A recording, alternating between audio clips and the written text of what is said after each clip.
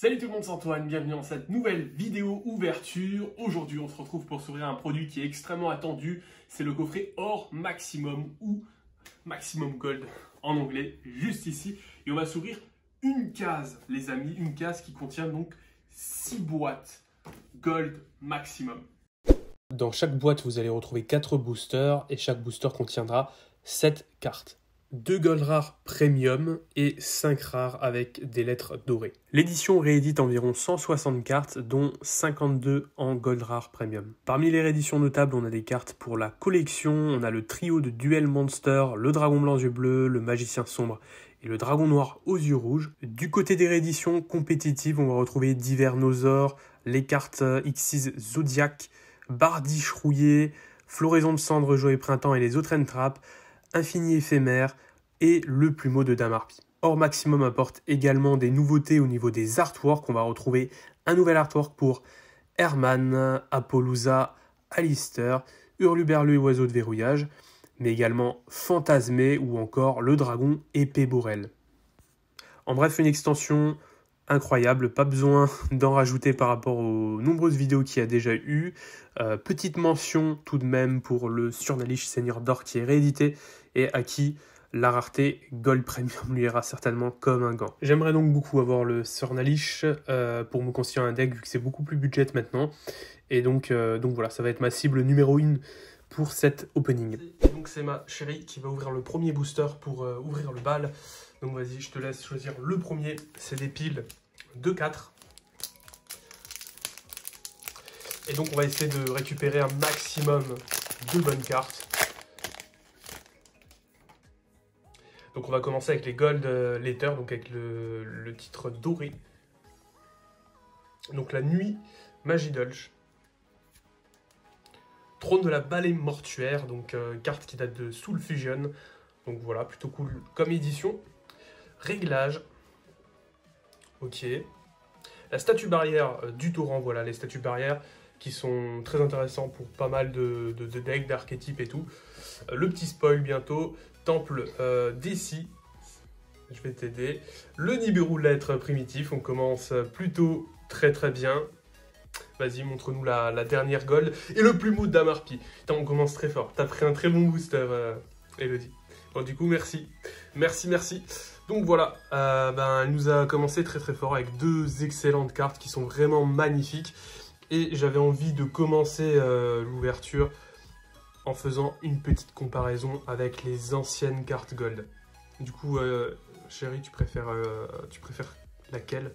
Ça, c'est les anciennes, ça, c'est les nouvelles. Franchement, moi, je dirais il n'y a pas photo. Il n'y a pas photo. Nibiru lettre primitif. En plus, il est magnifique. Donc, il y a beaucoup de gold premium qui sont très intéressantes. Mais là, lui, c'est l'un des meilleurs. Et le plumeau de Dame Harpie qui tombe pas souvent. En général, une fois par boîte. Et parfois, il tombe pas pas du tout. Donc, c'est plutôt cool. On a un effet de relief. Les cartes sont vraiment sont toutes lisses. Et puis, comme dit, par rapport aux anciennes gold, franchement, c'est beaucoup mieux. Le gold ressort mieux. Là, on a l'impression que c'est du cuivre, limite. Donc là, franchement, très belle carte. Donc on commence très bien. On va continuer sur la même pile que ma chérie. Comme ça, on va voir ce qu'on a eu en une boîte. Donc on va poursuivre avec la force de miroir violente. L'ange déchu Nastan. Donc c'est très cool. De la réédition pour ange déchu. Table ronde du chevalier noble. Le mangeur des millions. Très bonne réédition. Voilà, qui peut se jouer dans des decks Graine Majou notamment. Donc très bien comme carte. La statue barrière du paradis, voilà, qui sont vraiment pas compliquées à obtenir. Le Monster Reborn, donc une petite gold premium, voilà, qui sont... C'est pas la plus recherchée, mais voilà, ça rend très bien. C'est un classique de Yu-Gi-Oh!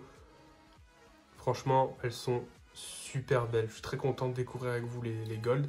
Et on a fantasmé le dragon fantastique, vraiment superbe, avec le nouvel artwork que je vous disais justement dans l'introduction. Donc vraiment sympa. Dites-moi dans les commentaires ce que vous pensez de cet artwork. Je trouve qu'il ne fait pas l'unanimité. L'ancien artwork plaît à beaucoup. Moi, je le trouve plutôt sympa. En tout cas, c'est vrai que moi, je me mettrais quand même du camp de la version secret de Savage Strike. mais on va pas cracher dessus, hein. C'est une très très bonne carte. Ok. Donc, vas-y, tu peux y aller si tu veux.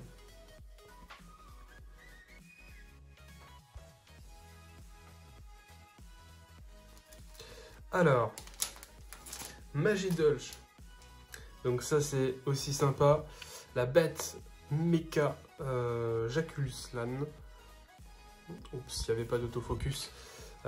Tech Tomborg Vitesse Roïde. Cercle des Rois du Feu. Entre des Ténèbres. Le numéro S39 Utopie. L'éclair, voilà. Pas forcément la meilleure gold à obtenir. En tout cas, ça rend très très bien le contraste X6 et doré. Mais voilà, pas forcément la meilleure puisqu'elle a eu pas mal d'éditions récemment et tout, notamment Bataille de légende récemment, donc voilà. Et derrière on a Apollousa, arc de la déesse. Yes. Bah écoutez, franchement, j'ouvre la case, donc normalement toutes les cartes tombent, mais là on est clairement tombé sur une excellente boîte, à moins que toute la case est comme ça. Voilà, magnifique. Franchement, Konami a fait un taf de fou. Au niveau de la rareté de ces cartes-là. C'est assez ouf. Dites-moi dans les commentaires ce que vous en pensez. Voilà, si vous préférez justement l'ancienne artwork ou celle-ci. Moi, je trouve que l'ours manque un peu, mais voilà, c'est superbe.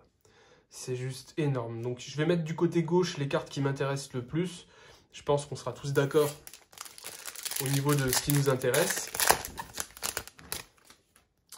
Alors, formation feu, bête fantôme Mecha Dracosac, effondrement magique, excellente réédition. Attention, la banne, la limitation, ça peut arriver à tout moment. Maintenant que cette carte-là est rééditée, c'est un engine vraiment très très stable. J'aime beaucoup le jouer. La statue barrière des enfers qui complète les deux précédentes. On a la Dame des Bugs, très très bien pour tous les decks Cybers et même Salamangrande, donc excellente réédition. Le Dragon Noir aux yeux rouges, l'une des cartes à récupérer spécialement pour la collection. Donc voilà, très content de la récupérer. Vraiment magnifique. Donc ça, c'est des cartes qui vont quand même un petit peu coter, hein.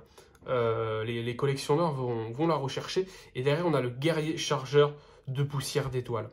Alors, objet de sacrifice inutile, c'est vrai qu'à l'intérieur, on a le package de cartes inutiles.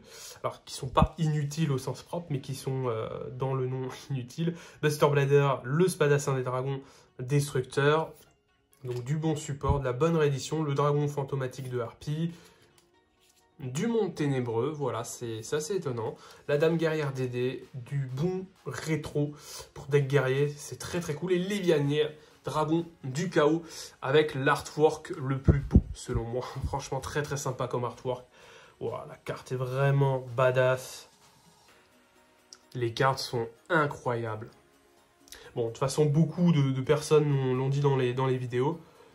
Et le Cyber Dragon Infini, magnifique. Donc ça sert à rien que je m'attarde trop à gueuler et tout ça. Mais franchement, ouais, c'est un plaisir de ouf, c'est ce produit. Cyber Dragon Infini, ça rend trop bien. Petite pensée à Bara YouTube, hein, qui va justement kiffer ce genre de cartes. Franchement, le contraste X6 doré comme ça, c'est énorme. C'est juste incroyable. Les cartes sont vraiment magnifiques. Donc je la mets du côté de ce qui m'intéresse. L'éruption des monarques, excellente carte justement. Réédité. Buster Blader, ça c'est cool. Gear Gigant X. Rébellion Ange Déchu. Il y a quand même beaucoup de gold rare. Enfin de gold letter comme ça. Transcodeur Bavard. Fille fantôme écornouillé effrayant. Superbe. Et derrière on a le Graal interdit. Magie, jeu rapide. Excellente carte, qui est quand même pas mal jouée dans des decks en ce moment. Ok. Le Corbeau à griffes Caligo, numéro 15. Temple, pardon, caché de la vallée mortuaire. Temple des scies. Effondrement magique. Encore une pour le playset, même si j'ai déjà le playset. Herman, héros élémentaire que je vous parlais en intro. Superbe, avec son nouvel artwork. Magnifique, donc justement l'une des cartes que je recherchais. Pour le moment, honnêtement, il y a beaucoup de cartes que je recherchais. Donc on a eu la Apo que je recherchais, le Plumeau, le Herman. Et derrière on a Fantasmé, une deuxième fois. Est-ce qu'on part sur un playset fantasmé en gold premium? Ouais, pourquoi pas. On est bien parti en tout cas. J'ai l'impression qu'il tombe assez souvent le fantasmé. Nibiru aussi tombe assez souvent, mais Apo et Plumeau et même Herman tombent pas tellement des ouvertures qu'on a pu voir, donc c'est cool. On a du Chevalier Noble. Encore du Chevalier Noble. Erreur. Donc ça c'est assez ancien. Il ne peut y en avoir qu'un. Excellente réédition, donc à récupérer à tout prix. Faut faire attention, il y a énormément de cartes là qu'on aurait tendance à zapper, mais en fait qui sont hyper intéressantes. La cuisine Dragon Irene, personnellement un archétype qui m'intéresse pas plus que ça, mais qui reste très sympa, très joli à collectionner. Et derrière on a Flèche Anti-Magie. Écoutez, là on est sur la seconde boîte qui je trouve est moins intéressante. On va partir sur la troisième. On va bientôt entamer la moitié de la boîte. Donc la Traptrix, statue barrière de la sécheresse. Encore une nouvelle statue barrière, je pense qu'on va du coup toutes les avoir. Rébellion Ange Déchu, rotation de plateau. Le 7ème magie rend plus. Ok, plutôt joli, pas spécialement une que je recherche. Mais on va pas cracher dessus. Et lancer artefact. Ok, j'ai déjà un playset en secret, donc c'est pas spécialement ce que je recherche. Extra sacrifice inutile pour compléter ce qu'on a eu avant.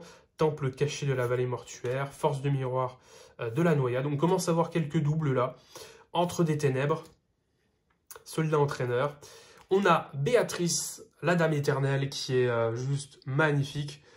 On a été beaucoup justement à être extasié devant sa beauté. Elle fait limite un petit peu Ghost comme ça.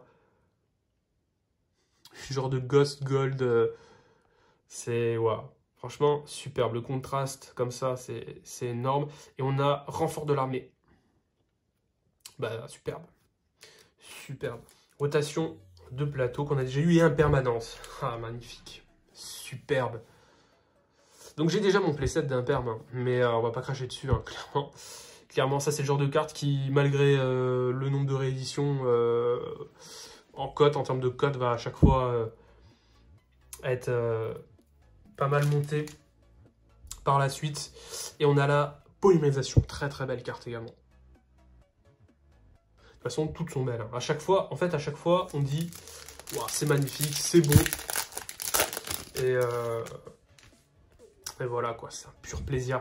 Accusation erronée, frère chevalier noble, ange déchu, étoile du matin, palais céleste, Gangaride. Ça c'est aussi bien dans les decks Edlich, justement quand on joue le pot de l'extra.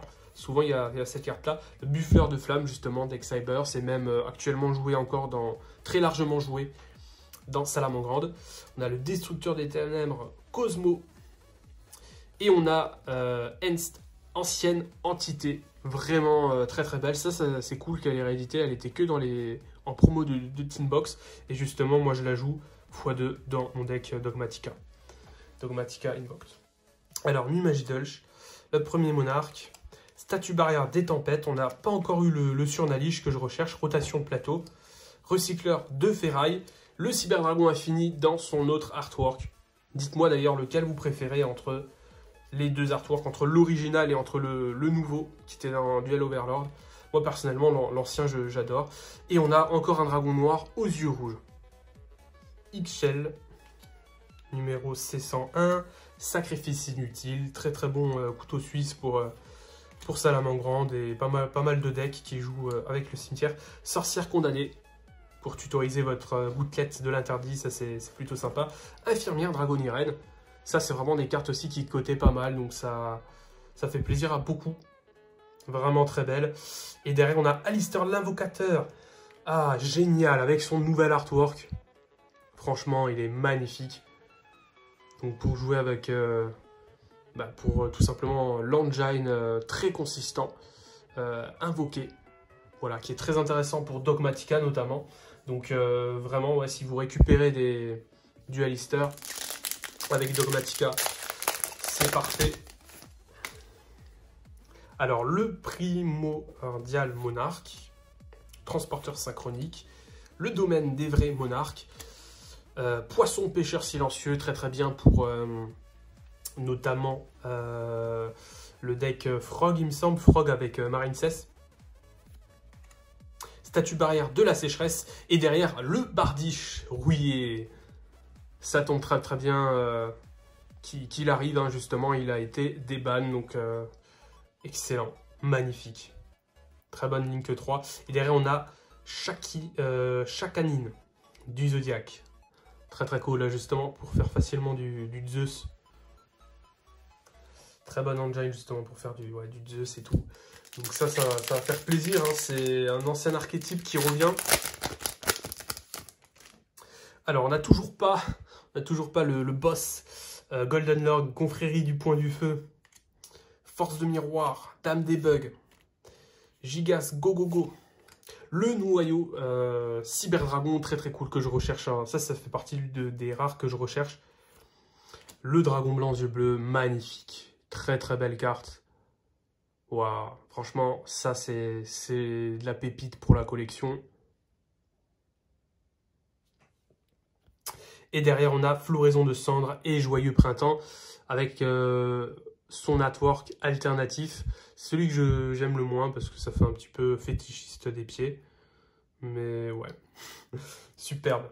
Carrefour Robot, Sacrifice Inutile, Recycleur de Ferraille et Trunade, Linge Dragonirène qu'on n'a pas encore eu, qui vient compléter le set, et Flèche Anti-Magie.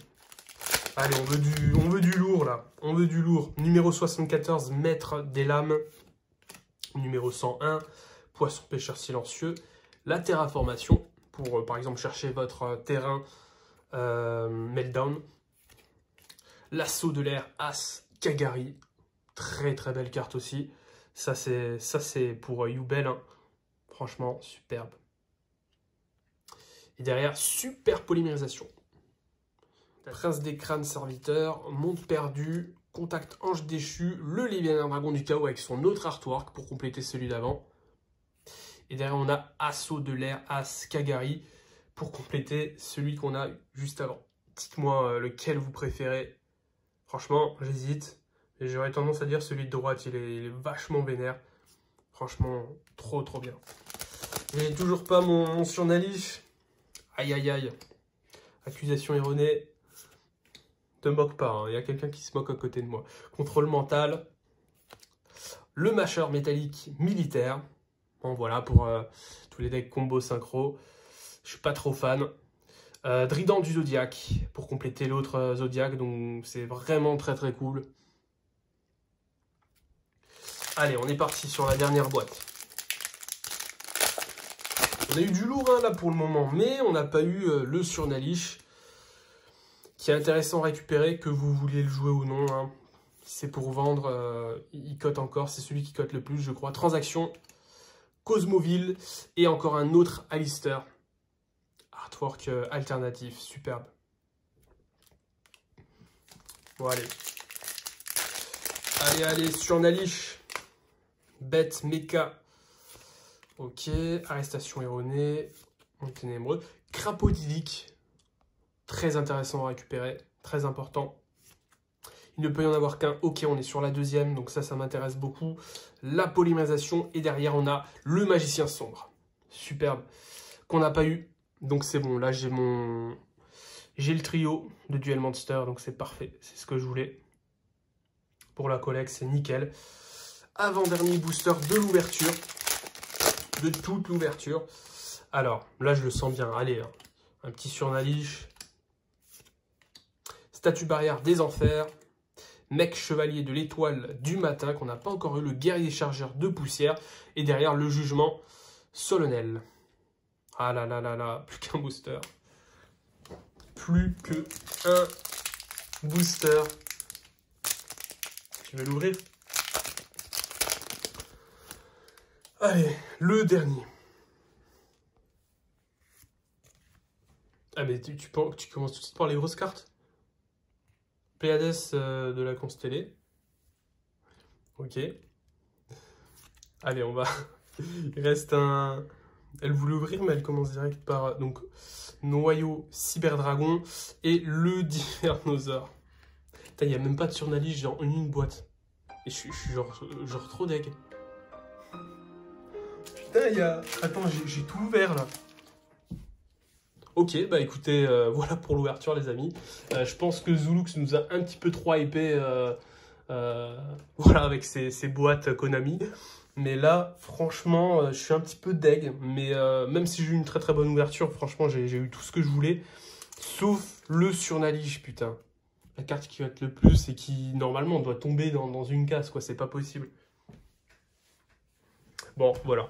On aura fait quand même une bonne ouverture. Globalement, on n'a pas à se plaindre. J'ai quand même eu des très très bonnes cartes. Mais quand on voit qu'en moins d'une case, on peut faire quand même mieux, je pense. Voilà, je suis quand même pas déçu.